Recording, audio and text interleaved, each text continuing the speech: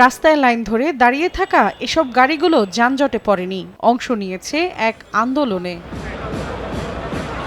স্থানীয় সময় বুধবার স্পেনের রাজধানী মাদ্রিদের রাস্তা জুড়ে দেখা যায় হাজার হাজার ট্যাক্সির দীর্ঘ লাইন। বিমা প্রিমিয়ামের মূল্য বৃদ্ধির জেরে কাস্তেলোনা অ্যাভিনিউয়ে বিক্ষোভ করেন তারা। এতে বিপাকে পড়েন সাধারণ নাগরিকরা। আন্দোলনকারীদের দাবি, গত ৩ বছরে বিমা প্রিমিয়াম ৩০০% পর্যন্ত বাড়িয়েছে কোম্পানিগুলো। এতে কঠিন হয়ে পড়েছে জীবিকা নির্বাহ।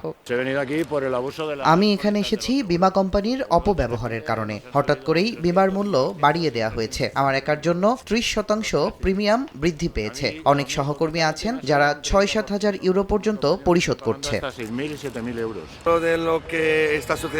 এটি রীতিমতো অপব্যবহার। বিমা কোম্পানি যে পরিমাণ অর্থ দিতে বলছে তা আমরা দিতে পারবো না। উবারের মতো রাইড শেয়ারিং কোম্পানিগুলোর গাড়ি বেশি দুর্ঘটনার শিকার হয়, তাই বিমার মূল্য বৃদ্ধির জন্য সেসব প্রতিষ্ঠানকে দায়ী করছেন বিক্ষোভকারীরা। এদিকে মাদ্রিদের আন্দোলনকারীদের সঙ্গে একাত্মতা প্রকাশে ধীর গতিতে গাড়ি চালিয়ে বার্সেলোনা থেকে শহরটির কেন্দ্রে যান অন্যান্য চালকেরা। মৌসুমী সাথী, সময় সংবাদ।